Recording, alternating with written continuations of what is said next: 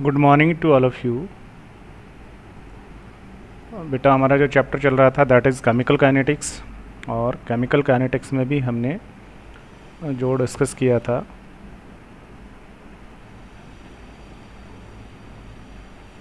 Chemical kinetics, और इसमें भी हमने जो डिस्कस किया था वो दो चीज़ें हमने डिस्कस की है यहाँ पर। एक जीरो ऑर्डर रिएक्शन के बारे में डिस्कस किया है, जीरो ऑर्डर रिएक्शन, और दूसरा जो हमने डिस्कस किया है यहाँ से वो डिस्कस किया है हमने first order reaction, first order reaction, that's right. और इन दोनों का भी हमने जो डिस्कस किया था वो किया था इंटीग्रेटेड रेट इक्वेशन, और उससे हमने जीरो ऑर्डर रिएक्शन का रेट कांस्टेंट कैलकुलेट किया था। के इज इक्वल टू आया था उसका initial concentration minus final concentration या remaining concentration divided by T. और फर्स्ट ऑर्डर की जो रिएक्शन थी इसका rate constant K is equal to जो था वो आपका आया था 2.303 divided by T log initial concentration upon final या रिमेनिंग कंसंट्रेशन। ठीक है, दो फार्मूला हमने यहाँ से पढ़े। फिर हमने इसका टी हाफ लाइफ पढ़ा था। जीरो ऑर्डर की जो रिएक्शन है, इस जीरो ऑर्डर की रिएक्शन का हमने पढ़ा था T half life time. Half life time is equal to इसका हुआ था जो आर नोट इनिशियल कंसंट्रेशन इसका है रिएक्टेंट का डिवाइडेड बाई 2K, और इसका जो हमने हाफ लाइफ टाइम पढ़ा था that equal with 0.693 divided by के। ऐसे करके हमने 3-4 फार्मूले डिस्कस किए थे। अब आज का जो वीडियो है ये पूरा का पूरा न्यूमेरिकल बेस्ड होगा। आज हम जो आपकी एनसीईआरटी बुक के जो न्यूमेरिकल्स हैं, और मोस्टली बहुत सारे न्यूमेरिकल्स हैं, लेकिन जनरली जहाँ से क्वेश्चन पूछा जाता है वो जो है वो पोर्शन आज हम डिस्कस करेंगे। ठीक है, चलिएगा आज का हम क्वेश्चन डिस्कस करते हैं। क्वेश्चन क्या कह रहा है, the following rate data were obtained at 303 Kelvin for the following reaction। कोई रिएक्शन है और रिएक्शन जो हो रही है बेटा वो हो रही है 2A प्लस में B is equal to C और D। ये एक रिएक्शन हो रही है और इस रिएक्शन के कुछ डाटाज आपको दिए हुए हैं। ठीक है, डाटा क्या है, एक बार इन डाटाज को हम यहाँ पर अगर लिख लें। डाटा क्या है देखिएगा, ये है एक्सपेरिमेंट, ठीक है। दूसरा जो कॉलम है उस कॉलम के अंदर है वो है, दूसरे कॉलम में है कंसंट्रेशन ऑफ ए का कंसंट्रेशन जो कि मोल पर लीटर में है। अगला जो कॉलम है that is concentration of B, ठीक है, दैट इज़ मोल पर लीटर में। और तीसरा जो कॉलम है ये है initial rate of formation of D. अगला जो कॉलम है ये है इनिशियल रेट ऑफ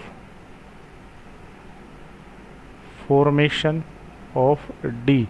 डी के फॉर्मेशन का रेट यहाँ पर आपको दिया हुआ है। ठीक है, डी के फॉर्मेशन का रेट आपको दिया हुआ है।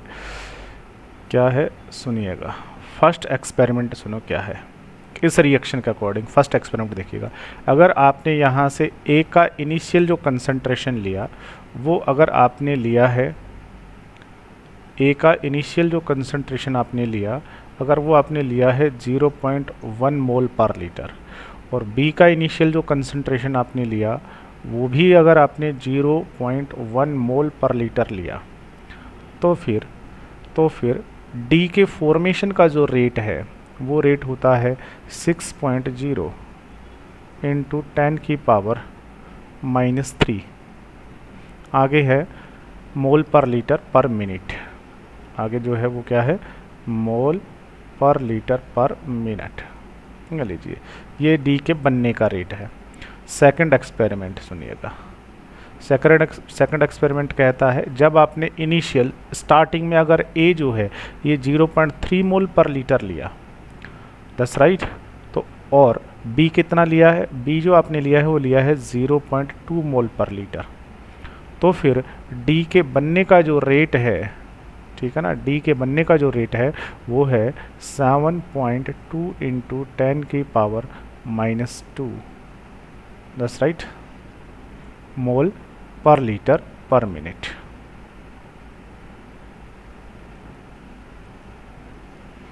थर्ड एक्सपेरिमेंट क्या कहता है वो सुनिएगा। थर्ड जो एक्सपेरिमेंट है वो थर्ड एक्सपेरिमेंट कहता है जब आपने ए जो है वो अगर लिया है 0.3 मोल पर लीटर, बी जो है वो लिया है 0.4 मोल पर लीटर, तो डी के बनने का जो रेट है दैट इज़ 2.88 इंटू 10 की पावर -1 मोल पर लीटर पर मिनट। और फोर्थ जो एक्सपेरिमेंट है ये फोर एक्सपेरिमेंट जो है ये क्या कह रहा है बेटा, ये जो फोर्थ एक्सपेरिमेंट कहता है कि अगर आपने ए की इनिशियल कंसंट्रेशन, ए जो है वो स्टार्टिंग में अगर आपने 0.4 मोल लिया और बी जो है उसका 0.1 मोल पर लीटर लिया, तो डी के बनने का जो रेट है वो रेट है 2.4 इंटू 10 की पावर -2 मोल पर लीटर पर मिनट। ये लीजिए, अगर ये कोई केमिकल रिएक्शन हो रही है और इस केमिकल रिएक्शन के एक्सपेरिमेंटल डाटाज हैं, तो अब क्वेश्चन कह रहा है व्हाट इज़ द रेट लो।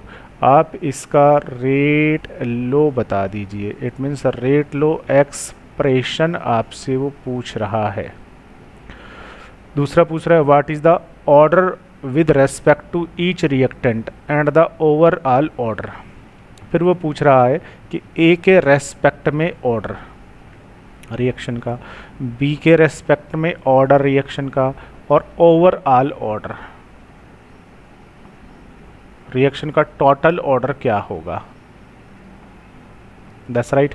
और फिर पूछ रहा है also calculate the rate constant and right it units. अब उसने पूछा है रेट कांस्टेंट भी लिखो और इसका यूनिट भी बता दीजिए क्या होगा। ये सब चीज़ें आपको, ये जो डाटा आपको दिया है इससे कैलकुलेट करना है। That's right. अब कैसे कैलकुलेट करें, तो यहाँ पर देखिएगा, ए का जब आपने इतना कंसंट्रेशन लिया, बी का इतना कंसंट्रेशन अगर लिया स्टार्टिंग में, तो डी के बनने का रेट ये है। अब एक्चुअल में वो इस डाटा से तुम्हें कंफ्यूज करना चाह रहा है। कहोगे सर इस डाटा से क्यों कंफ्यूज करना चाह रहा है, वो सुनिए। अगर मैं आपको कहूँ इस सारी चीज़ों को हम हटा के यहाँ से बात करते हैं। अगर मैं आपको कहूँ कि बेटा मान लीजिए आपके पास कोई इक्वेशन है 2a प्लस में b और c और d आपसे यहाँ से बन रहा है, ये रिएक्शन अगर आपकी है। अब अगर मैं आपको पूछूं कि बेटा मुझे आप यहाँ पर रेट ऑफ रिएक्शन बताइए क्या होगा, रेट ऑफ रिएक्शन, तो रेट ऑफ रिएक्शन या तो आप ए के अकॉर्डिंग कैलकुलेट करेंगे या बी के अकॉर्डिंग या सी या डी के अकॉर्डिंग कैलकुलेट करेंगे। अगर आप ए के according rate of reaction calculate करेंगे तो क्या लिखना पड़ेगा, change in concentration of A divided by D T. लेकिन ए जो है वो रिएक्टेंट है, इसलिए कौन सा साइन लगाना है, नेगेटिव। और ए का कोफिशिएंट कितना है, 2, तो याद रखना है यहाँ पर आपको जो 2 है उससे डिवाइड करना पड़ेगा, ये होगा। अगर बी के रेस्पेक्ट में लिखोगे तो change in concentration B divided by time और नेगेटिव साइन। अब बी का कोफिशिएंट 1 है तो 1 से डिवाइड करो, कोई फ़र्क नहीं पड़ेगा। अगर आप सी के रेस्पेक्ट में लिखोगे तो क्या लिखना पड़ेगा, change in concentration of C upon change in time, और सी प्रोडक्ट है तो पॉजिटिव ही साइन रहेगा, और कोफिशिएंट 1 है तो उस लिखने की ज़रूरत नहीं है। और अगर डी के रेस्पेक्ट में लिखोगे तो change in concentration of D upon change in time और पॉजिटिव साइन होगा। तो देखो रेट ऑफ रिएक्शन जो है वो देखो, जो ए के डिसअपेरियंस का जो रेट है, ये ए के डिसअपेरियंस का रेट है। ए का जो डिसअपेरियंस का जो रेट है उस रेट को आपने 2 से डिवाइड करोगे तो आएगा। रेट ऑफ रिएक्शन बी का जो डिसअपेरियंस का रेट है उसके इक्वल होगा। रेट ऑफ रिएक्शन सी के अपीरियंस का जो रेट है उसके इक्वल होगा। और देखो रेट ऑफ रिएक्शन डी के अपीरियंस का जो रेट है उसी के ही तो बराबर है। इसका मतलब इस रिएक्शन का जो रेट होगा, rate of reaction that should be equal with rate of formation of D. D के बनने का जो रेट है वही किसके बराबर होगा, रेट ऑफ रिएक्शन के इक्वल होगा। तो यहाँ से वो आपको कंफ्यूज कर रहा है। क्वेश्चन में उसने यहाँ पर आपको क्या दिया है, यहाँ पर दिया है उसने rate of formation of D दिया है। एक्चुअल में वो ये क्या कहना चाह रहा है, वो ये डी से आपको कंफ्यूज करना चाह रहा है। एक्चुअल में जो ये चीज़ यहाँ लिखी हुई है rate of formation of D नहीं, बल्कि क्या है ये एक्चुअल में रेट ऑफ रिएक्शन है, ये रेट ऑफ रिएक्शन है। That's right. अब आपको क्या करना है, अब आपको इसका रेट लो एक्सप्रेशन लिखना है।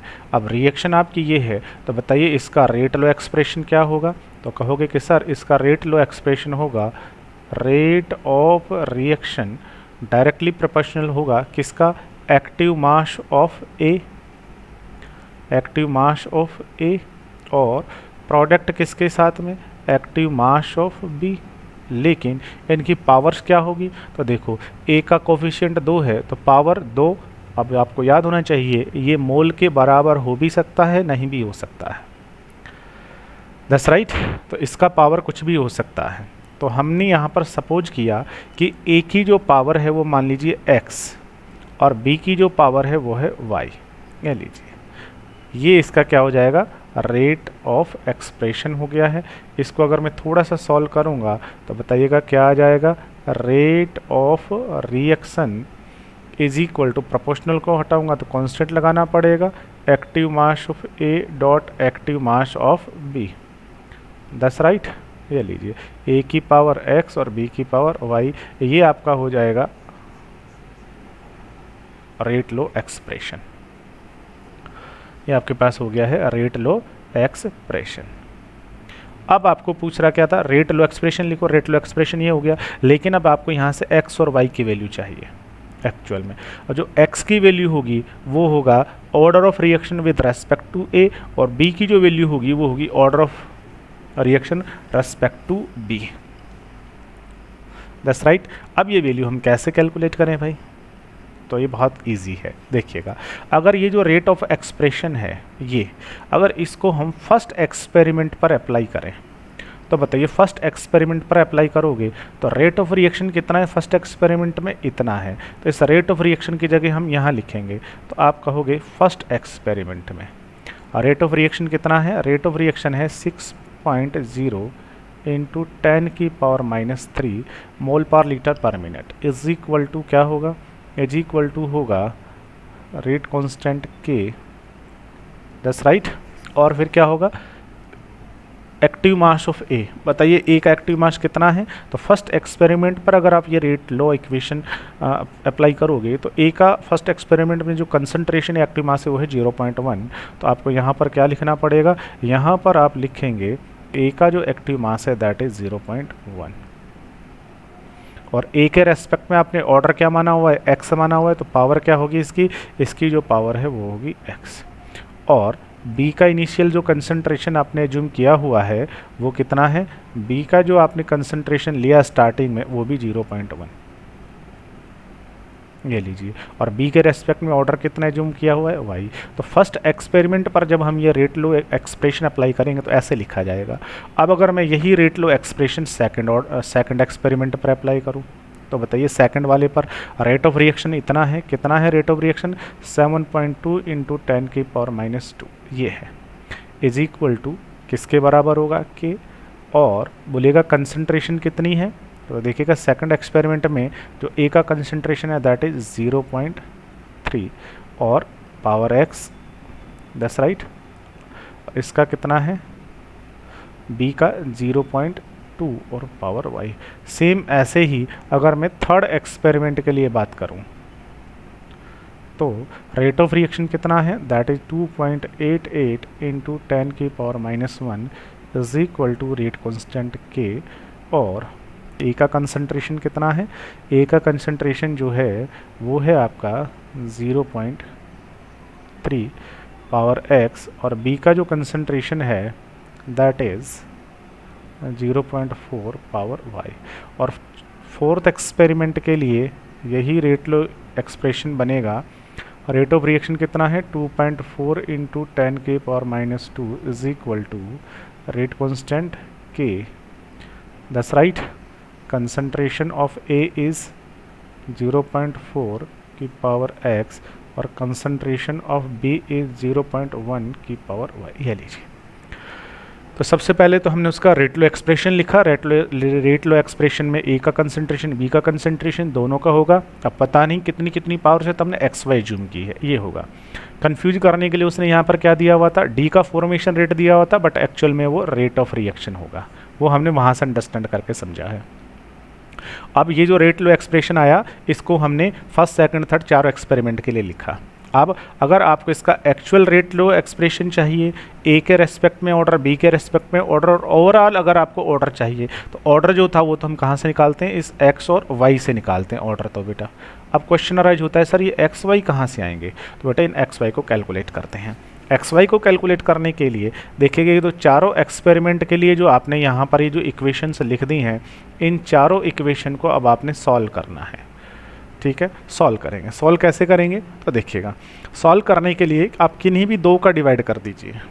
कौन कौन से का डिवाइड करेंगे वो देखना। जैसे ये जो सेकंड और थर्ड एक्सपेरिमेंट है, उसमें देखिएगा ए जो है ना, उस ए की कंसेंट्रेशन बराबर इक्वल है 3 तो अगर आप सेकंड और थर्ड को डिवाइड कर देंगे तो ये दोनों एक दूसरे को कैंसल्ड कर देंगे।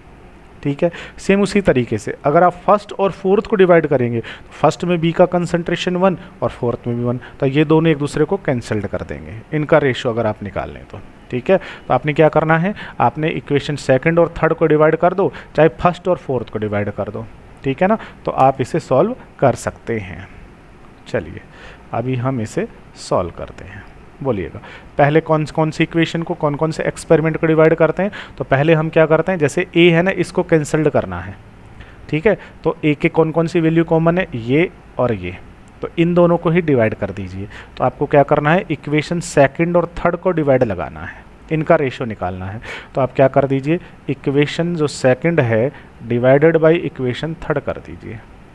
अब जैसे डिवाइड करेंगे देखिएगा, सेकंड में क्या लिखा हुआ है, थर्ड में क्या लिखा हुआ है। आप उल्टा भी कर सकते हैं, थर्ड बाई सेकंड कर दीजिए, सेकंड बाई थर्ड कर दीजिए, इससे कोई फ़र्क नहीं पड़ेगा। फिर भी आपको ट्राई क्या करना है, कोशिश ये कीजिए हमेशा बड़ी वैल्यू में छोटी का डिवाइड लगे। अब देखिए इन दोनों में से बड़ा वैल्यू कौन सा है, ये ज़्यादा बड़ा है या ये ज़्यादा बड़ा है, तो देखिए ये पावर -2 है, ये पावर -1 है, इसलिए ये ज़्यादा बड़ा है। तो ट्राई क्या करना है आपने, थर्ड में सेकंड का डिवाइड लगाओ।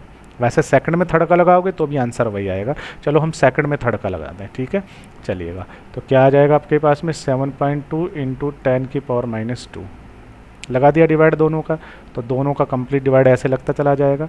तो इधर इस तरह में LHS साइड में जो है उसका डिवाइड हो जाएगा, डिवाइडेड बाई क्या हो जाएगा 2.88 × 10 की पावर -1 इज इक्वल टू। ठीक है, सेकंड इक्वेशन में क्या है, k है, और फिर कौन लिखा हुआ है, k के बाद में लिखा हुआ है कौन, 0.3 की पावर x, और उसके बाद में 0.2 की पावर है y। ये लीजिए, उसके बाद नीचे क्या आ जाएगा, k है और 0.3 की पावर x और 0.4 की पावर है y। ये लीजिए, ठीक है। अब जब इनका दोनों का रेशियो निकालोगे, डिवाइड करोगे, तो देखिएगा क्या होगा, यहाँ से होने वाला ये है कि इसमें भी k और इसमें भी k, ये कैंसल्ड हो जाएंगे। 0.3 की पावर x, 0.3 की पावर x, ये भी कैंसल्ड हो जाएंगे। दोनों के दोनों कट गए हैं, ये आपके पास बचे हैं। अब इन्हें आप सॉल्व कर लीजिए।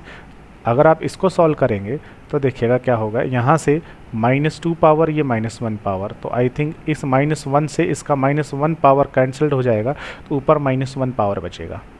-1 पावर को जब यहाँ पर सॉल्व करोगे तो पॉइंट आपका आगे आ जाएगा, तो आपका ये बनने वाला है बेटा 0.72 डिवाइडेड बाई, नीचे क्या है, नीचे है 2.88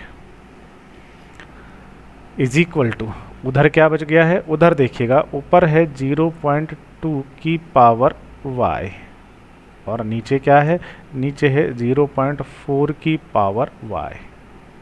ले लीजिए, हो गया कि नहीं हो गया, ये लो। अब इसे सॉल्व कर लीजिए। अगर आप इस पॉइंट को हटा देंगे तो पॉइंट के बाद 2 डिजिट है, नीचे 2 जीरो लगाएंगे, और 2 के बाद यहाँ पॉइंट है, उसको हटा देंगे तो 2 जीरो वहाँ लगा देंगे। इसका मतलब पॉइंट के बाद 2 डिजिट यहाँ है, पॉइंट के बाद 2 डिजिट यहाँ है, तो आई थिंक दोनों के दोनों पॉइंट जो हैं वो कैंसल्ड हो जाएंगे। तो ऊपर क्या बचेगा, ऊपर बचेगा 72 और नीचे 288। इसका जब आप इसमें डिवाइड लगाएंगे तो 72 को 4 टाइम मल्टीप्लाई करेंगे तो 72 1 जा 72, तो ऊपर रहने वाला है 1 और नीचे डिवाइड लगाएंगे तो ये आ जाएगा 4 इज इक्वल टू। अब आपने इसे सॉल्व करना है, इसे सॉल्व करना है। इसे कैसे सॉल्व करें देखिएगा। अब इनमें से इन दोनों को सिंप्लीफाई करना है ना, तो इन दोनों को इक्वल करो। इक्वल कैसे करें, तो यहाँ 0.2 है, यहाँ 0.4 है, तो इसे भी उसी की तरह लिखिए ना, उसी की तरह लिखो। तो देखो अगर 0.4 लिखा है, इस 0.4 को मैं ऐसे लिख दूँ 2 इंटू 0.2, तो अब भी क्या आने वाला है 2 2 जा 4, और पॉइंट कितने के बाद लगेगा 1 के बाद में, अब भी यही आएगा। तो इसको मैं सॉल्व करके कैसे लिख सकता हूँ, इसको सॉल्व करके ऐसे लिख सकता हूँ, ऊपर तो वही रहेगा 0.2 की पावर y, नीचे जो 0.4 था उसको मैंने क्या लिख दिया, मैंने लिख दिया 2 इंटू 0.2 की पावर y, ऐसे लिख दिया। अब ऐसे लिखने के बाद इसे मैं आगे थोड़ा सा सॉल्व कर लूँ, तो इधर तो मेरे पास में 1/4 ही रहेगा, और इधर क्या आ जाएगा, इधर देखिए, इधर मेरे पास में 0.2 की पावर y डिवाइडेड बाई, अब देखो अगर इस ब्रैकेट को हटा दूं तो ये y पावर जो है ये 2 का भी काउंट होगा, y जो पावर है ये y पावर किसका काउंट होगा, 2 का भी और इसका भी। तो मैं इसको इधर ऐसे लिख सकता हूँ, क्या लिख सकता हूँ बेटा, यहाँ से लिख सकता हूँ कि जो 2 है इसका पावर भी y हो जाएगा, और मल्टीप्लाई में, और जो 0.2 है इसका पावर भी y हो जाएगा। अब आप देखिए 0.2 की पावर y ऊपर भी है और नीचे भी है, कट जाएगा, तो क्या बच गया आपके पास में, आपके पास में बचा है 1/4 इज इक्वल टू, ऊपर आपने डिवाइड किया तो ऊपर क्या आ जाएगा 1 आ जाएगा, और नीचे क्या आने वाला है, ऊपर आपका 1 आ जाएगा और नीचे क्या आने वाला है, नीचे आपका आने वाला है 2 की पावर y। अब 2 की पावर y, ये y जो है बेटा, ये y यहाँ से कितना लगाया जाए कि आंसर 1/4 आ जाए, तो केवल एक ही पॉसिबिलिटी है, और वो क्या पॉसिबिलिटी है, अगर y इज इक्वल टू 2 रख दो, तो y इज इक्वल टू 2 रखते ही क्या हो जाएगा, 2 रखोगे तो 2 की पावर 2 का मतलब 4, तो आंसर आपका 1/4 आ जाएगा कि नहीं आ जाएगा, बिल्कुल, क्योंकि ये वैल्यू जो है ये इसके इक्वल होगी, और ये इक्वल कब हो सकती है, जब y इज इक्वल टू 2 रखो तो ही पॉसिबल है, नहीं तो नहीं होगा। That's right. तो इसका मतलब आपको y इज इक्वल टू यहाँ कितना रखना पड़ेगा 2, तो y की वैल्यू आ गई आपके पास में 2। तो बेटा यहाँ से ये जो आपका रेट लो एक्सप्रेशन लिखा था उसमें से y की वैल्यू जो है वो 2 आ गई है। y की वैल्यू 2 आने का मतलब है कि जो b है ना उसके रेस्पेक्ट में रिएक्शन का जो ऑर्डर है, ये रिएक्शन का जो ऑर्डर है, ये रिएक्शन का ऑर्डर होगा 2। अब आपको चाहिए ए के रेस्पेक्ट में रिएक्शन का ऑर्डर।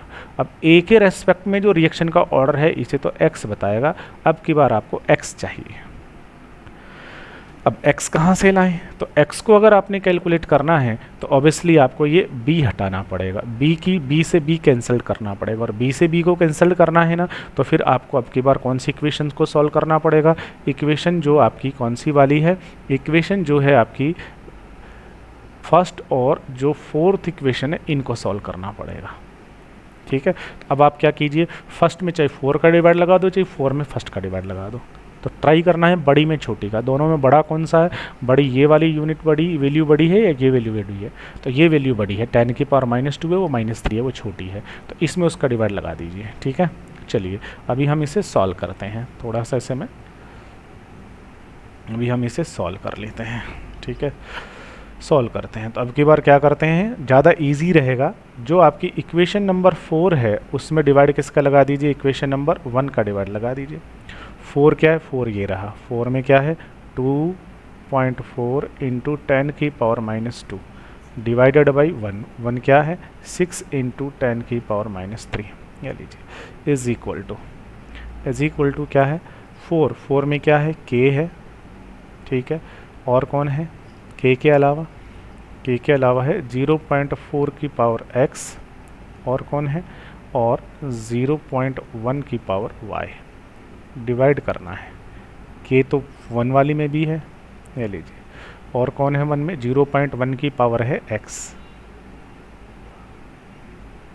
0.1 की पावर है x, और 0.1 की पावर है y, ये लीजिए। अब किससे क्या कैंसल्ड होने वाला है, तो k से k, और ये 0.1 की पावर y और 0.1 की पावर y एक दूसरे को कैंसल कर देंगे। तो नेट क्या आपके पास में रिमेनिंग है, 2.4 इंटू 10 की पावर -3, और यहाँ से क्या रिमेनिंग है, यहाँ से 6 इंटू 10 की पावर -3 इज इक्वल टू, अब उधर से क्या बचा आपके पास में, उधर से जो बचा वो बचा है 0.4 की पावर x और 0.1 की पावर x, ये लीजिए। ठीक है, अब इसे सॉल्व कर दीजिए। सॉल्व करोगे तो पहले इसे सॉल्व कर लो। 10, अच्छा मैंने गलत लिखा, वो 10 की पावर -2 है। अब देखिए ये जो -3 पावर है, इसकी जो -2 पावर होगी वो -2 से कैंसल्ड हो जाएगी, बचेगी -1। -1 पावर का मतलब इधर पॉइंट लगाना पड़ेगा, तो आपके पास यहाँ से जो है वो बचेगा 2.4, तो ऊपर बच गया, और नीचे जो बचेगा वो बचेगा 0.6। ठीक है ना, क्योंकि ये 10 की पावर -1 है, -1 का मतलब 0.6। पॉइंट जो है, इस पॉइंट से ये पॉइंट जो है ये कैंसल्ड हो जाएगा। चलिए अभी आगे करते हैं। अब उधर क्या बचा है आपके पास में, उधर जो आपके पास में रिमेनिंग है वो है 0.4 की पावर x और 0.1 की पावर x। ठीक है, चलिए अब 4 से अगर इसका पॉइंट से पॉइंट कैंसिल हो गया, पॉइंट से पॉइंट कैंसिल होने के बाद 6 1 जा 6 और 6 4 जा 24, तो इधर जो आंसर आया वो कितना आ गया है, इधर जो आंसर आया है वो आ गया है आपका 4 इज इक्वल टू। अब देखिए, अब ये जो दोनों है ना, इन दोनों को इक्वल लिखो। इक्वल कैसे करें, ये आपका क्या है, ये है 0.1 और ये है 0.4, दोनों बराबर होने चाहिए। तो बराबर कैसे लिख सकते हैं, तो जो 0.4 है इसको हम ऐसा लिख सकते हैं 4 इंटू 0.1। क्यों, क्योंकि अगर इन दोनों को सोल्व करोगे तो 4 1 जा 4 और 1 के बाद पॉइंट, ये आएगा कि नहीं आएगा। तो हम यहाँ से क्या कर सकते हैं, यहाँ से ये जो 0.4 है इसको लिख सकते हैं 4 इंटू 0.1 और इस पूरे की पावर x, और नीचे तो आपके पास में है 0.1 की पावर x, ये लीजिए। ठीक है, इसे सॉल्व कर लो। इसे सॉल्व करोगे तो इधर क्या है, इसे सॉल्व करोगे तो इधर जो है आपके पास में वो है आपके पास में इधर 4 इज इक्वल टू, अब ये x जो पावर है वो इसकी भी होगी और x पावर इसकी भी होगी। ठीक है, तो यहाँ से जो 4 है उस 4 की पावर भी x हो जाएगा, 4 की पावर भी x हो जाएगी, और मल्टीप्लाई में क्या आ जाएगा, मल्टीप्लाई में जो 0.1 है इसकी पावर भी x और नीचे 0.1 है इसकी पावर भी x। अब इससे ये कट के कितना आ जाएगा, 1, 1 को मल्टीप्लाई करोगे 1, तो अब जो आपके पास रिमेनिंग रह गया वो रह गया 4 इज इक्वल टू 4 की पावर x। अब बताइए ये x क्या होना चाहिए, x यहाँ क्या रखें कि आंसर 4 आए। अब देख लीजिए, अगर आपने x की जगह 0 लिखा तो 4 की पावर 0 करने का मतलब 1, तो आंसर 1 आएगा, 1 नहीं 4 आंसर आना चाहिए। What will be placed here, value of x, that answer should be obtained 4। यहाँ x की वैल्यू क्या प्लेस की जाए कि आपका आंसर 4 आए, दैट्स राइट। और तो केवल क्या पॉसिबिलिटी है, अगर आपने x की जगह 2 रख दिया, तो जब x की जगह 2 रखोगे तो ये तो क्या हो जाएगा 4 की पावर 2, 4 की पावर 2 का मतलब 16, बट नहीं आंसर 4 आना चाहिए। तो केवल एक ही पॉसिबिलिटी है कि आप x की जगह 1 रखो, बस केवल। तो x की जगह 1 रखोगे तो 4 की पावर 1, 4 की पावर 1 का मतलब 4, it means x should be 1, that's right. तो यहाँ से जो x है उस x की वैल्यू क्या आई है 1, और y जो था उस y की वैल्यू क्या आई थी 2y थी, दैट्स राइट। तो यहाँ से जो x है उसकी वैल्यू 1 आई है, y की वैल्यू 2 आई है, तो बेटा यहाँ से तो a के रेस्पेक्ट में जो रिएक्शन का ऑर्डर है वो आया है 1, और b के रेस्पेक्ट में रिएक्शन का ऑर्डर आया है 2। बोलिए ओवरऑल ऑर्डर क्या हो जाएगा, तो अब ये एक्चुअल में जो इसका रेट लो इक्वेशन बनेगी, एक्चुअल में जो इसकी रेट लो इक्वेशन बनेगी वो एक्चुअल में रेट लो इक्वेशन क्या बनेगी, एक्चुअल में रेट लो इक्वेशन जो है वो बनने वाली है कि rate of reaction, rate of reaction is equal to K that's right. और concentration of A, concentration of B, A की पावर एक्स, एक्स की वैल्यू क्या आई है, एक्स की वैल्यू आई है 1 और बी की वाई की वैल्यू क्या आई है 2। ये होगा एक्चुअल में rate of reaction. That's right, actual में रेट ऑफ रिएक्शन ये होगा। अब इसका अगर आपको ऑर्डर कैलकुलेट करना है तो ए के रेस्पेक्ट में ऑर्डर 1, बी के रेस्पेक्ट में ऑर्डर 2, टोटल ऑर्डर कितना हो जाएगा, टोटल ऑर्डर जो है वो हो जाएगा 1 + में 2 = 3। ले लीजिए रेट लो एक्सप्रेशन ये होगा इसका, ए के रेस्पेक्ट में ऑर्डर ये, बी के में ये, टोटल ये। अब क्या पूछ रहा है, अब आप बता दीजिए वैल्यू ऑफ के। के कैसे बताएं, तो के कहीं से भी कैलकुलेट कर दीजिए। First experiment, second, third, fourth, चारों में से कहीं से भी के को कैलकुलेट कर दीजिए। के चाहिए आपको, हो जाएगा। कैसे करेंगे के का कैलकुलेशन, अरे भाई फर्स्ट एक्सपेरिमेंट में देखो रेट ऑफ रिएक्शन आपको पता है इतना है, के आपको निकालना है, ये आपके पास, ये आपके पास है, एक्स की वैल्यू आपके पास आ गई, वाई की वैल्यू आ गई, बोलो के आ जाएगा कि नहीं आ जाएगा। फर्स्ट सेकंड थर्ड कहीं से भी आप इसे कैलकुलेट कर सकते हैं, ठीक है। चलिए अब हम ये जो के है इस के को कैलकुलेट कर देते हैं।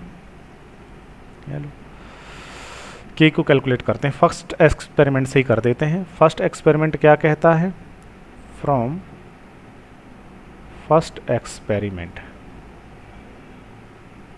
ठीक है। फर्स्ट एक्सपेरिमेंट से क्या हो जाएगा बेटा, फर्स्ट एक्सपेरिमेंट में देखिए रेट ऑफ रिएक्शन कितना है, रेट ऑफ रिएक्शन जो है वो है 6.0 × 10⁻³ इज इक्वल टू क्या होगा, इज इक्वल टू होगा के। फिर जो आपका ए का कंसंट्रेशन है 0.1, उसकी पावर एक्स, एक्स की वैल्यू 1 आई हुई है तो इसकी पावर 1 करनी पड़ेगी, इनटू क्या करना पड़ेगा, इनटू आपको करना पड़ेगा जो आपके पास में बी की कंसंट्रेशन 0.1, उसकी पावर वाई, वाई की वैल्यू कितना ही है 2। बस इसे सॉल्व कर दो, के आ जाएगा आपके पास। अब इसे सॉल्व करते हैं, ठीक है। के कैलकुलेट कर रहा है, दोनों का डिवाइड लगाएंगे लेकिन बाद में लगाते हैं। तो 6 × 10⁻³ इज इक्वल टू के। अब देखिए इसकी पावर 1 होने का मतलब तो क्या होगा, इसकी पावर 1 होने का मतलब तो सीधा सा रहेगा यही 0.1 ही रहेगा, मल्टीप्लाई इसकी पावर 2 कर दिया, इसकी पावर 2 करने का मतलब क्या होगा, 2 करने का मतलब है इट रिटर्न 2 टाइम्स, तो 0.1 मल्टीप्लाई बाई 0.1, ये लीजिए power 2 means 2 times multiply by 2 times. ये लो इसे सॉल्व करेंगे तो इधर तो क्या रहने वाला है, इधर तो यही रहेगा 6 × 10⁻³ इज इक्वल टू के। अब 1 × 1 करोगे तो ऑलवेज क्या आने वाला है, 1 ही आएगा, बट पॉइंट के बाद 1 डिजिट 1 डिजिट 1 डिजिट, तो 3 डिजिट के बाद पॉइंट आएगा, 1 1 2 3 डिजिट के बाद पॉइंट, तो ये आपके पास होगा ये, दैट्स राइट। और इसको हम कैसे लिख सकते हैं, तो इसको हम लिख सकते हैं बेटा यहाँ से जो आपका 6 × 10⁻³ है इज इक्वल टू हो जाएगा के इंटू, इसको कैसे लिख सकते हैं, पॉइंट हटाना है तो 1 2 3, तो इसको आप लिख सकते हो 1 × 10⁻³ अगर आपको के कैलकुलेट करना है इसका डिवाइड लगा दीजिए उधर ले जा करके, बोलिए क्या आ जाएगा, K is equal to 6 × 10⁻³ divided by 1 × 10⁻³, इससे ये कैंसल्ड हो जाएगा, ठीक है। 1 का डिवाइड 6 में लगाओगे क्या आएगा, 6 ही आएगा, ले लीजिए। तो k की वैल्यू आएगी 6, तो k जो है उसकी वैल्यू आएगी 6। अब 6 का यूनिट क्या है, यूनिट कैसे निकालें, तो आपको याद होना चाहिए यूनिट कैसे कैलकुलेट करते हैं बेटा, किसका, rate constant. Rate constant k का जो यूनिट होता है वो होता है मोल, जो आपने लिखा उसमें 1 में से ऑर्डर को डिडक्ट करो, ऑर्डर कितना है, ओवरऑल ऑर्डर 3 है तो 1 - 3 करो, फिर लीटर के अंदर 3 - 1 करो, और सेकंड तो इन्वर्स ही होगा, तो 1 - 3 करोगे कितना आने वाला है, ये आपके पास आने वाला है 6 मोल इन्वर्स 2 आएगा, और लीटर क्या आएगा, स्क्वायर, और सेकंड इन्वर्स, ये होगा इसका यूनिट। या लीजिए इस तरीके से आपको ये जो क्वेश्चन है ये क्वेश्चन सॉल्व करना है, ठीक है। आपकी जो एनसीईआरटी बुक है उसके अंदर इस तरीके के 4-5 क्वेश्चन आपको दिए हैं, और कोई सा भी जो क्वेश्चन है बेटा वो एग्ज़ाम में पूछ लिया जाता है, तो कठिन नहीं है, बस आपको उसको क्या करना है, अंडरस्टैंड करना है, जो डाटा दिए हैं उसको थोड़ा सा इंटरप्रेट करना है, समझना है, ए का कंसंट्रेशन, बी का कंसंट्रेशन, यहाँ आपको सीधा वो रेट ऑफ रिएक्शन दे दे, नहीं तो कुछ देगा उसको समझ कर लेंगे, जो तो जर्नली जो यहाँ दिया जाएगा that is rate of reaction ही होगा वो, ठीक है। उसके अकॉर्डिंग हम उसका रेट लॉ इक्वेशन लिखेंगे, एक्सपेरिमेंट और अप्लाई करेंगे। अब हमने एज्यूम किया है कि ए के रेस्पेक्ट में ऑर्डर एक्स, बी के रेस्पेक्ट में ऑर्डर वाई, तो अब हम एक्स और वाई का कैलकुलेशन करेंगे। बस याद क्या रखना है, याद ये रखना है कि जो कॉमन वाली है ना उनका एक दूसरे में डिवाइड लगाना है, ताकि वो क्या हो जाए, एक दूसरे को कैंसल्ड कर दें, ठीक है ना, ताकि एक्स और वाई की जो वैल्यूज़ है वो वैल्यूज आ जाएँ, ठीक है। अब इसमें मैथमेटिक्स आपका यूज होने वाला है। अब आपको मैथ्स अगर आती है तो बहुत इजी होंगे न्यूमेरिकल्स, अगर मैथ्स नहीं आती है तो बेटा आप कुछ भी मैं कर नहीं सकता हूँ और ना कोई और कर सकता है, ठीक है। चलिए अभी मैं एक क्वेश्चन आपको देता हूँ और ये क्वेश्चन आपको सॉल्व करना है और कमेंट सेक्शन में आपको इसका जो आंसर है ना वो आंसर मुझे बताना है, ठीक है। क्वेश्चन मैं आपको बता रहा हूँ, क्या क्वेश्चन है देखिएगा। एक क्वेश्चन मैं आपको दे रहा हूँ, क्वेश्चन जो है वो है, क्वेश्चन है in a reaction between A and B, A और बी के बीच जो रिएक्शन हो रही है और प्रोडक्ट बन रहा है, ये लीजिए, ठीक है। The initial rate of reaction was measured for different initial concentration of A and B as given below, ठीक है। फिर से वही एक्सपेरिमेंट 1, एक्सपेरिमेंट 2, एक्सपेरिमेंट 3, 3 एक्सपेरिमेंट यहाँ पर आपको दिए हुए हैं, ठीक है बेटा। एक्सपेरिमेंट 1, एक्सपेरिमेंट 2, एक्सपेरिमेंट 3, ये लीजिए।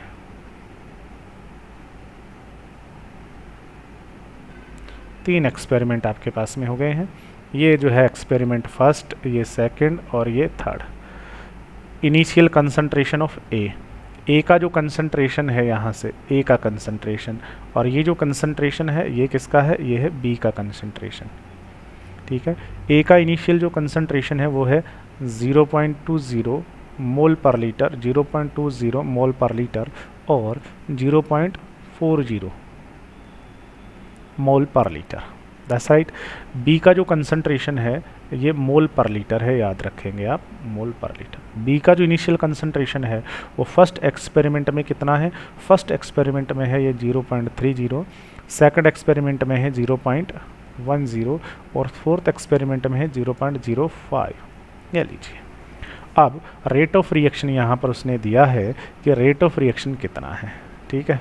Rate of reaction, rate of reaction, rate of जो रिएक्शन है वो देखिएगा, फर्स्ट एक्सपेरिमेंट में जो रिएक्शन का रेट है दैट इज 5.0 इंटू 10 की पावर -5 मोल पर लीटर पर सेकेंड, मोल पर लीटर पर second, that's right. Second experiment में जो है वो है 5.07 इंटू 10 की पावर -5, इतना ही है मोल पर लीटर पर सेकेंड। और थर्ड एक्सपेरिमेंट में जो है वो है 7.16 इंटू 10 की पावर -5 मोल पर लीटर पर सेकेंड, ठीक है, ये लीजिए। अब क्या कह रहा है, what is the order of reaction respect to A and B. अब आप तो ऑर्डर ऑफ रिएक्शन कैलकुलेट कर दीजिए ए के रेस्पेक्ट में और ऑर्डर ऑफ रिएक्शन कैलकुलेट कर दीजिए बी के रेस्पेक्ट में। ये आपको सॉल्व करना है और कमेंट सेक्शन में इसका आंसर जो है मुझे बता देना है बेटा क्या होगा। सेम उसी तरीके से जो क्वेश्चन है ये आपका सॉल्व होगा, इसमें कहीं कोई ऐसी टेंशन वाली बात नहीं है, ठीक है। चलिए अब मैं आपको एक और नेक्स्ट जो न्यूमेरिकल है वो सॉल्व करके बताता हूँ, ठीक है। जैसा कि एनसीईआरटी बुक में आपकी में क्वेश्चंस है ना, केवल वह ऐसे ही क्वेश्चन जो है हम सॉल्व करते हैं, ठीक है। क्वेश्चन क्या है, क्वेश्चन सुनिएगा। क्वेश्चन कह रहा है a first order reaction is found to have a rate constant. पहली बात उसने खुद ने कही है, फर्स्ट ऑर्डर की रिएक्शन है, हिंट मिल गया। रेट कांस्टेंट के की वैल्यू उसने बताई है, रेट कांस्टेंट के की वैल्यू जो है वो है 5.5 इंटू 10 की पावर -14 पर सेकेंड है। कह रहा है find out the half life of the reaction. इस रिएक्शन की हाफ लाइफ टाइम जो है उसे फाइंड आउट कर दीजिए। नहीं, अभी थोड़ी देर पहले मैंने फॉर्मूला जो था वो रिटर्न किया था, इसका कर सकते हैं half life time. First order का हाफ लाइफ टाइम क्या फॉर्मूला होता है, T half is equal to 0.693 upon rate constant के, बस। तो 0.693 डिवाइडेड बाय रेट कांस्टेंट की वैल्यू कितनी है 5.5 इंटू 10 की पावर -14 पर सेकंड है। सेकंड ऊपर जाएगा तो जो भी आंसर आने वाला है वो सेकंड के अंदर आ जाएगा, दैट्स राइट। इसका इसमें डिवाइड लगा दीजिए, कितना आ जाएगा, ये आपका आ जाएगा 1.26 इंटू 10⁻13 सेकेंड इसकी हाफ लाइफ टाइम होगी। तो बहुत इजी सा क्वेश्चन था, ऐसा भी एमसीक्यूज में पूछते हैं। सेकंड क्वेश्चन और देखिए, ये इंपॉर्टेंट क्वेश्चन है। कहता है a first order reaction is 40% complete in 50 minute. अपने आप डाटा वो बोलेगा फर्स्ट ऑर्डर की रिएक्शन है, ऐसे अपने आप हिंट देगा, ठीक है। और ये क्या कर रहा है, 40% कंप्लीट होती है, 40% कंप्लीट हो गई। किस में कंप्लीट हुई है, 50 मिनट में। 50 मिनट लगे हैं इसको 40% कंप्लीट होने में। Calculate the value of the rate constant. तो अब आप इसके रेट कांस्टेंट की वैल्यू कैलकुलेट करो। फिर आगे कह रहा है in what time will the reaction be 80% complete. अब आप इसका वो टाइम बता दीजिए, टाइम जो है ना वो भी कैलकुलेट करके बता दीजिए जिसमें कि ये 80% कंप्लीट हो जाए। ये लीजिए, ऐसे जब परसेंटेज वाले क्वेश्चन हो तो उनको सॉल्व करने का बहुत इजी सा तरीका है। देखिए, आपके पास में एक रिएक्शन है R जो कि प्रोडक्ट में कन्वर्ट हो रही है, ठीक है। अब ये जो रिएक्टेंट है इसका इनिशियल कंसंट्रेशन कुछ ना कुछ होगा।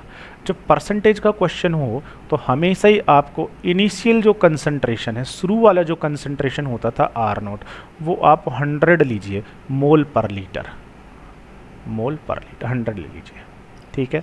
अब देखिए क्या कह रहा है कि फर्स्ट ऑर्डर की रिएक्शन है, इनिशियल कंसंट्रेशन हमने मानना है, जूम करना है 40 है हमेशा, 100 है हमेशा। अब क्या कहता है 40% कंप्लीट हो गई रिएक्शन। 40% कंप्लीट होने का मतलब क्या होता है, 40% कंप्लीट होने का मतलब अगर आपके पास कंटेनर में 100 मोल्स थे तो इस 100 मोल्स में से 40% मोल जो हैं वो प्रोडक्ट में कन्वर्ट हो गए।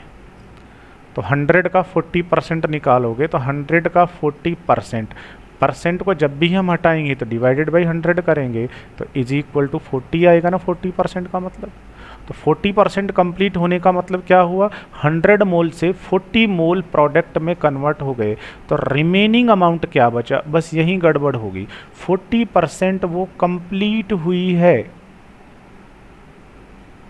बची नहीं है, इतनी तो कंप्लीट हुई है। तो फिर इसका रिमेनिंग अमाउंट क्या बचेगा, रिमेनिंग अमाउंट बचेगा 60 मोल पर लीटर। फाइनल अमाउंट बचा है, फाइनल अमाउंट का मतलब R बचा है आपके पास में। तो R0 आपका 100 आपको एज्यूम करना है, तो रिमेनिंग जो अमाउंट है वो आपका कितना होगा, 60 होगा, बस हो गया। अब क्या पूछा है उसने, रेट कांस्टेंट K पूछा है, कैलकुलेट कर देंगे। फर्स्ट ऑर्डर रिएक्शन का rate constant Kg equal to क्या होता है, Kg इक्वल टू होता है 2.303 डिवाइडेड बाई T। लॉग क्या होता है, R0 initial concentration upon final concentration. I think सारी चीज़ आपको गिवन है यहाँ से। इनिशियल कंसंट्रेशन 100 है, फाइनल कंसंट्रेशन जो बची है रिमेनिंग 60 है, और टाइम कितना लगा है इसको 40% कंप्लीट होने में, 50 मिनट्स लगे हैं, ये लिए 50 मिनट। तो सब कुछ चीज़ें यहाँ से हो गई हैं, बस आपको तो वैल्यू प्लेस्ड करनी है। के इज इक्वल टू क्या आ जाएगा, के जी इक्वल टू आपके पास आ जाएगा 2.303 अपॉन टेकन टाइम। कितना टाइम लगा है, 50 मिनट्स लगी हैं, तो यहाँ मिनट चलेगा। तो आंसर आपका आपकी बार मिनट में निकल के आ जाएगा, कोई दिक्कत नहीं है। लॉग आपके पास हो गया। इनिशियल कंसंट्रेशन कितना है, इनिशियल कंसंट्रेशन 100 मोल पर लीटर। फाइनल कितना बचा है, 60 बचा है, ये लीजिए 0 से 0 कट जाएगा आपका, तो 10/6 आ जाएगा। अब 10/6 को सॉल्व कर लीजिए। कैसे सॉल्व करेंगे, दैट इज़ वेरी सिंपल। के इज इक्वल टू क्या हो जाएगा आपका 2.303 अपॉन 50 लॉग क्या बच गया है ये 10/6। अब 10/6 को कैसे लिख लेंगे, तो इसे आप सॉल्व कर लीजिए। के इज इक्वल टू 2.303 बाई 50। इसको आप क्या करेंगे, सॉल्व करेंगे तो इसको log 10 माइनस क्या कर दीजिए, log 6 कर दीजिए। ये लीजिए, ये मल्टीप्लाई में है पूरा, तो ये पूरा मल्टीप्लाई में log 10 minus log 6।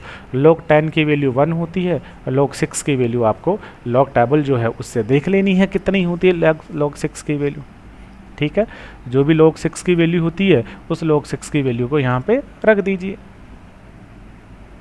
That's right. log 6 की जो वैल्यू है उसे रख देंगे, आपके पास में आंसर जो है वो आ जाएगा। सॉल्व करेंगे, क्या आ जाएगा आपके पास में, k इज इक्वल टू, ये क्या है आपके पास में 2.303 डिवाइडेड बाई 50, और आंसर में क्या आएगा log 10, log 10 की वैल्यू कितना है, log 10 की वैल्यू होती है 1 माइनस log 6 की वैल्यू कितनी होती है, तो log टेबल से जब इसे देखेंगे तो आई थिंक log 6 की जो वैल्यू है वो log 0.7 के अप्रॉक्स होती है, ये होती है log 6 की वैल्यू 0.7782, ठीक है, तो 0.7782, ये लीजिए, इसे डिडक्ट कर दीजिए, मल्टीप्लाई डिवाइड कर लीजिए, k की वैल्यू आ जाएगी, और k का जो आंसर है वो आपका आ जाएगा आपकी बार 0.010216 पर मिनट आएगा। दैट्स राइट, क्योंकि 50 आपका मिनट में था, मिनट ऊपर जाएगा, मिनट इन्वर्स हो जाएगा, ये आपका आ गया है। ये लो, अब इसी में ही सेकंड पार्ट और है। सेकंड पार्ट क्या कहता है, सेकंड पार्ट कहता है कि अब आप वो टाइम कैलकुलेट कीजिए जिसमें 80% रिएक्शन कंप्लीट हो जाए। अब आपकी रिएक्शन को कितना कंप्लीट होना है, अब आपकी रिएक्शन को 80% कंप्लीट होना है। 80% कंप्लीट होने का मतलब उसमें से 80 मोल्स तो ख़त्म हो गए, तो फिर रिमेनिंग क्या बचा है 20, तो जो रिमेनिंग जो होगा वो आएगा आपकी बार 20 मोल पर लीटर, इसका मतलब फाइनल अमाउंट जो है वो R। दैट्स राइट, तो अब की बार हम वो टाइम कैसे कैलकुलेट करेंगे, तो अब की बार वो पूछ रहा है 80% कंप्लीट होने में लगने वाला टाइम, अब टाइम पूछ रहा है, टाइम कैलकुलेट कर देंगे। कैसे कैलकुलेट करेंगे, क्योंकि फर्स्ट ऑर्डर की रिएक्शन है तो इंटीग्रेटेड रेट इक्वेशन तो यही अप्लाई करनी है आपने, k is equal to 2.303 upon T log initial concentration और फाइनल कंसंट्रेशन। दैट्स राइट, ले लीजिए। अब की बार वो t कैलकुलेट करना है, t को वहाँ ले जाए, k को यहाँ ले आइएगा, ठीक है, तो t इज इक्वल टू क्या बन जाएगा 2.303 upon k log initial concentration कितना है 100 ही रहेगी इनिशियल, तो फाइनल कितना है 20, ये लो 0 से 0, log 10 की वैल्यू आपको पता है 1, 2 की वैल्यू आप जानते हो, k का वैल्यू कहाँ है, k का वैल्यू अभी तो निकाला आपने भाई, ये रहा, इस k की वैल्यू को लाके यहाँ रख दीजिए, ये लो हो गया, k का जो वैल्यू है उसे यहाँ रख दो, ठीक है। तो बताओ लगने वाला टाइम जो है वो टाइम आ जाएगा कि नहीं आ जाएगा, अब की बार टाइम आ जाएगा, ठीक है। तो टाइम कितना आ जाएगा अब की बार, जब इसे सॉल्व करोगे आगे कर लीजिए, टाइम इज इक्वल टू ये आपके पास 2.303 डिवाइडेड बाई क्या आ जाएगा ये 0.010216 और log 10 माइनस आ जाएगा log 2, ये लीजिए, log 10 की वैल्यू 1, 2 की वैल्यू कितनी होती है 0.3010, इसको इससे डिडक्ट कर दीजिए, मल्टीप्लाई कर लीजिए, टाइम आपके पास आ जाएगा, और टाइम जो अब की बार आएगा वो आएगा 157.58 मिनट। या लीजिए, इस तरीके के क्वेश्चन खूब सारे जो हैं वो आपकी एनसीईआरटी बुक में हैं जो कि आपको सॉल्व करने हैं। That's right. अब एक बहुत इम्पोर्टेंट क्वेश्चन जो है वो हम सॉल्व करेंगे जो कि प्री बोर्ड में और अदर जो एग्ज़ाम्स है उसमें पूछा गया है, ठीक है। और वो जो इम्पोर्टेंट क्वेश्चन है वो क्या है वो सुनिएगा। वो जो इम्पोर्टेंट क्वेश्चन है that is show that in case of a first order reaction, जो बात कर रहा है वो फर्स्ट ऑर्डर की ही कर रहा है, फर्स्ट ऑर्डर रिएक्शन है, ठीक है। First order reaction, the time required for 90.9% कोई रिएक्शन है, उस रिएक्शन को 90.9% कंप्लीट होना है। The time required for 90.9% of the reaction to take place in about 10 times than that required for half the reaction। 99.9% complete होने में जो time इसको लगेगा, दैट्स राइट। और सुनिएगा, और इसी रिएक्शन को हाफ लाइफ टाइम का मतलब होता है 50% कंप्लीट होना, 50% कंप्लीट होने में जो टाइम लगेगा, दैट्स राइट। तो आधा कंप्लीट होने में ऑब्वियसली कम टाइम लगेगा और 99.99 कंप्लीट होने में ज़्यादा टाइम लगेगा। तो यहाँ जो टाइम लग रहा है इस टाइम को फिलहाल मैं T2 कह दूँ और वहाँ जो टाइम लग रहा है उसको मैं T1 कह दूँ। तो जो क्वेश्चन है वो ये कह रहा है कि किसी भी फर्स्ट ऑर्डर की रिएक्शन को 99.9% कंप्लीट होने में जो टाइम लगता है T1, ये जो T1 टाइम होता है उसी रिएक्शन को 50% कंप्लीट होने में जो टाइम लगता है T2, उससे अप्रॉक्स 10 टाइम फालतू लगेगा। 99.9% कंप्लीट होने में जो टाइम लगेगा दैट इज 10 टाइम्स, ठीक है ना, फ्रॉम 50% कंप्लीटेशन ऑफ रिएक्शन। तो इस चीज़ को आपको शो करना है, ये आपको प्रूव करना है, वो आपको बता रहा है कि ऐसा होता है, आप इसे प्रूव करके बता दीजिए ऐसा होता है क्या। तो प्रूव करके बता सकते हैं, कैसे बताएंगे देखिएगा, प्रूव करके ऐसे बताएंगे। ये आपके पास एक रिएक्शन रिएक्टेंट है जो कि किस में कन्वर्ट हो रहा है, प्रोडक्ट में कन्वर्ट हो रहा है बेटा। अब इसकी इनिशियल कंसंट्रेशन कितनी है, इनिशियल जो कंसंट्रेशन है R0, जब भी परसेंटेज की बात करें इसे हमेशा 100 मानो, 100 मोल पर लीटर है, दैट्स राइट।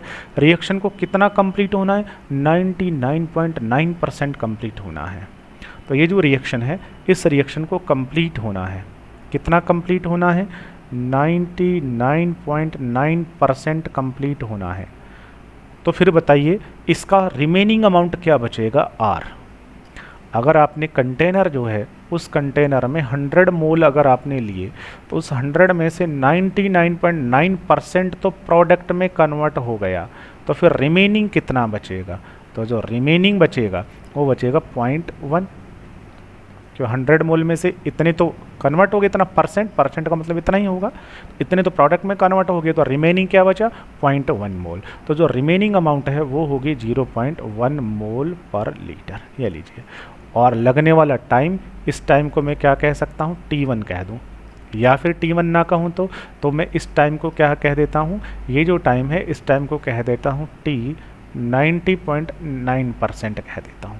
ये टाइम लगा है इसको कंप्लीट होने में, ठीक है। अब इसके ऊपर मैं फर्स्ट ऑर्डर का इंटीग्रेटेड रेट इक्वेशन अप्लाई करूं तो k इज इक्वल टू क्या होगा, k is equal to 2.303 divided by time, कितना कंप्लीट होने में, 99.9% कंप्लीट होने में जो टाइम लगा, is equal to log initial concentration upon final.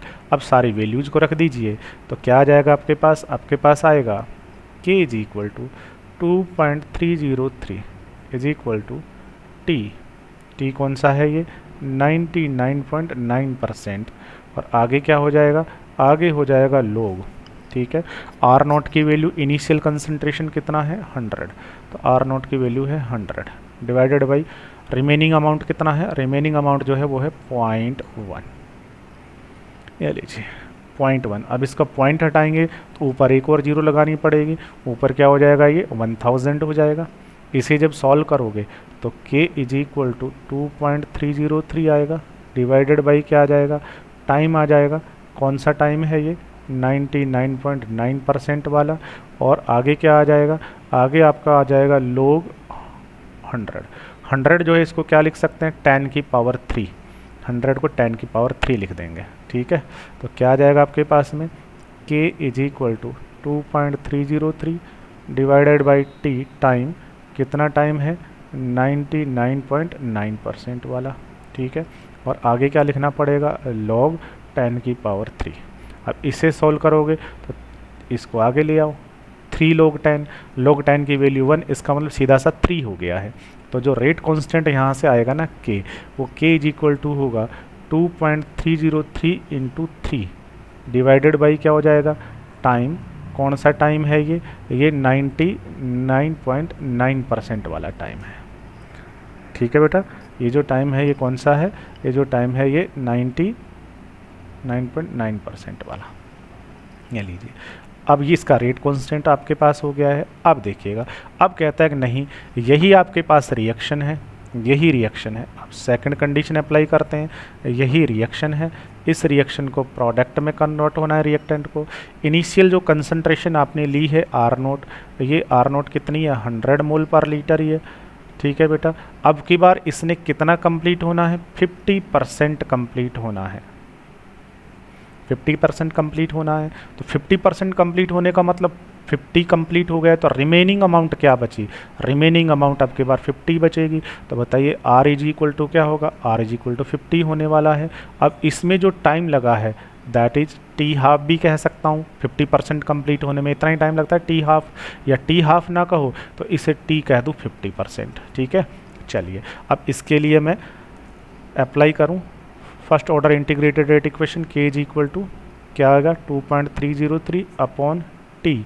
T कौन से वाला होगा ये, टी हाफ या फिर T 50% log initial concentration final. ठीक है, तो के इज इक्वल टू क्या आ जाएगा, K is equal to 2.303 upon T 50% या टी हाफ। ठीक है ना, दोनों लिख के बता रहा हूँ मैं। लॉग इनिशियल 100 फाइनल 50 डिवाइड कर दीजिए, कितना आ जाएगा 2। 2 की वैल्यू कितनी होगी 0.306 0.3010। ठीक है, तो k इज इक्वल टू क्या आ जाएगा, rate constant is equal to 2.303 upon T कितना 50% वाला, और क्या आ गया है log 2।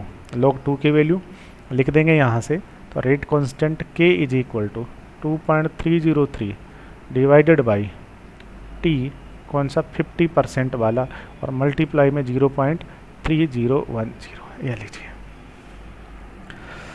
ठीक है, अब आपके पास में ये आ गया है रेट कांस्टेंट, ये उस कंडीशन का उस कंडीशन का, बट रिएक्शन तो एक ही है ना, तो रेट कांस्टेंट तो बराबर होगा। इक्वेशन 1 और इक्वेशन 2 कह दीजिए, रिएक्शन जब वही है तो रेट कांस्टेंट की वैल्यू तो इक्वल होगी उसी रिएक्शन के लिए। तो के की वैल्यू ये, के की वैल्यू ये, दोनों को रख दीजिए, तो ये दोनों बराबर कर देंगे तो क्या आ जाएगा। अब आप कहोगे कि sir from equation first and second, दोनों से बताओ क्या हो जाएगा फर्स्ट और सेकंड से, तो दोनों बराबर हो जाएंगे। तो के की वैल्यू उठा के ये यहाँ से यहाँ रख लो, तो क्या आ जाएगा आपके पास में, आपके पास आ जाएगा 2.303 इंटू 3 डिवाइडेड बाई क्या आ जाएगा, डिवाइडेड बाई आ जाएगा आपके पास में टी टाइम, कौन सा टाइम आ जाएगा 99.9% वाला, इक्वल हो जाएगा इस पूरे के। क्या है उधर, उधर जो लिखा है वो लिखा है 2.303 इंटू जो है वो है 0.3010। ठीक है, और डिवाइडेड बाई क्या है, डिवाइडेड बाई आपके पास में है यहाँ से टाइम, बट कौन सा है 50% वाला। अब देखिए इससे ये कैंसल्ड हो गया है, हो गया कि नहीं हो गया।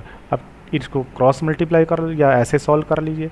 अभी उधर क्या है आपके पास 3 और नीचे क्या है आपके पास में टाइम, कौन सा टाइम है 90.9% वाला, उधर क्या है, उधर है 0.3। ठीक है ना, अब आगे लिखो चाहे ना लिखो 0.3, और आगे क्या है नीचे टाइम है कौन से वाला 50% वाला। अब क्रॉस मल्टीप्लाई कर दीजिए इन दोनों को, हो जाएगा क्रॉस मल्टीप्लाई। तो जब इसको क्रॉस मल्टीप्लाई करोगे तो 3 से मल्टीप्लाई किसको किया आपने, टी 50% वाले को, तब जाके बराबर किससे हुआ ये, जब आपने 0.3 से मल्टीप्लाई किसको किया है, टी 90.9% वाले को। अब अगर आपको ये निकालना है तो इसके इसमें डिवाइड लगा दो, तो बताइएगा क्या आ जाएगा आपके पास में, टी 90.9% वाला जो था ये निकालना है, इसका डिवाइड लगाओगे तो 3 इंटू टी 50% वाले में डिवाइड लगा दो 0.3 का, पॉइंट को हटाओगे तो ऊपर आपको 0 प्लेस करनी पड़ेगी, और फिर 3 से डिवाइड करोगे क्या आ जाएगा 10 आ जाएगा। तो इसका मतलब हुआ कि टी 90.9% जो होगा ये एक्चुअल में 10 टाइम्स हो जाएगा किसका, टी 50% का। आया कि नहीं आया, और यही तो हमें क्या करना था, प्रूव करना था कि T1 10 टाइम होगा T2 का। तो किसी भी रिएक्शन को 19.9% कंप्लीट होने में जो टाइम लगता है वो उस रिएक्शन का जो हाफ लाइफ टाइम होता है उसका 10 टाइम होता है। ये क्वेश्चन जो था, ये क्वेश्चन एक बार CBSE एग्ज़ाम में पूछा गया, पूरा का पूरा प्रूव करना पूछा गया, और एक बार प्री बोर्ड एग्ज़ाम में भी पूछा गया है, प्री बोर्ड एग्ज़ाम में भी पूछा गया है और CBSE के एग्ज़ाम में भी पूछा गया है। ठीक है, तो ये पूरा का पूरा आपको प्रूव करना आना चाहिए। अब इसमें कहीं टेंशन लेने की ज़रूरत नहीं है। कल को अगर वो 50% और मान लीजिए वो अगर 75% का रिलेशन पूछे तो निकाल सकते हैं 50 में 75 में क्या रिलेशन होगा, किसी का भी पूछ ले। अगर वो 10% का और 50% का पूछे तो वो भी हम कैलकुलेट कर सकते हैं। प्रोसीजर जो है वो आपका यही रहेगा सर, कैलकुलेट करने का। दो जो कंडीशन कह रहा है ना, उन दोनों कंडीशन का अकॉर्डिंग उसका रेट कॉन्स्टेंट कैलकुलेट कर लो। दोनों का रेट कॉन्स्टेंट इक्वल होगा, दोनों को बराबर कर दो, अपने आप उनका रिलेशन आ जाएगा कि उनके टाइम में क्या रिलेशन है। इस तरीके के जो क्वेश्चंस हैं वो आपकी बुक में है, तो आपको सॉल्व करना है। That's right. चलिए अभी हम एक और न्यूमेरिकल जो है उसे सॉल्व करते हैं। चलिए एक और क्वेश्चन सॉल्व करते हैं।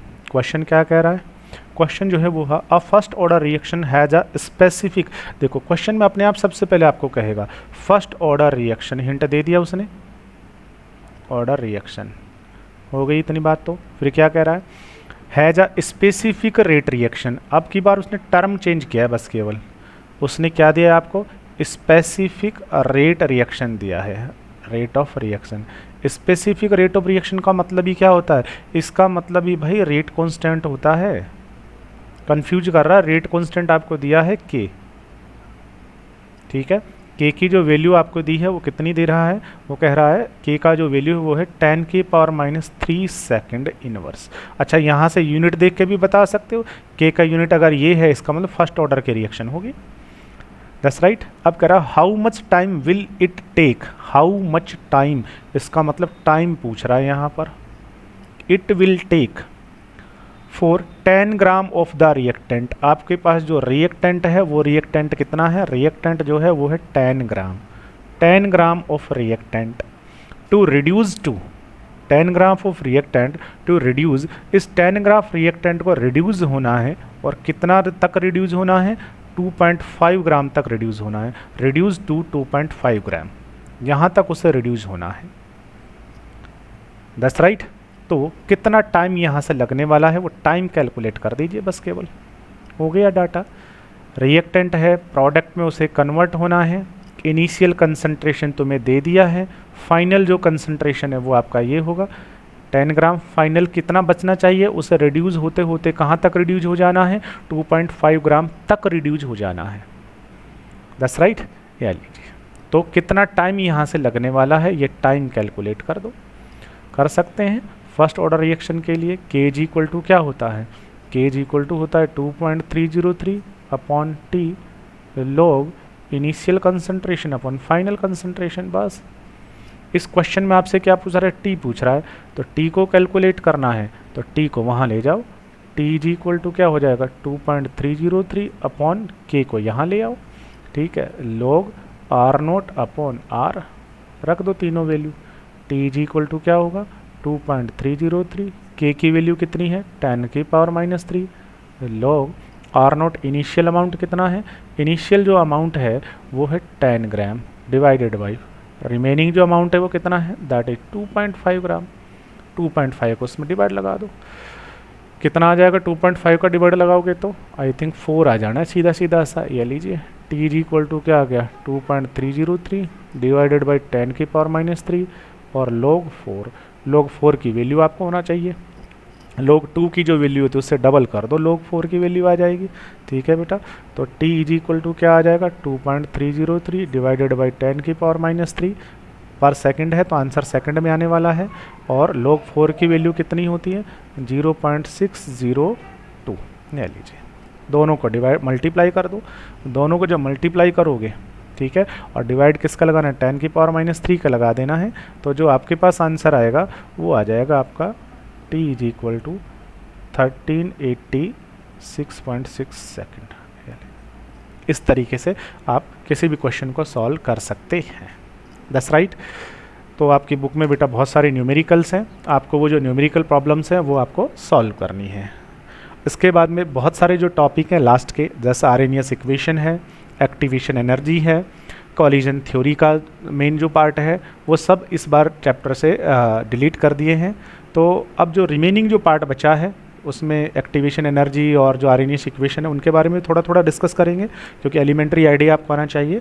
तो एक लास्ट वीडियो और होगा जिसके अंदर रिमेनिंग जो पोर्शन है वो हम कवर करेंगे, then that chapter was finished. Okay, thank you.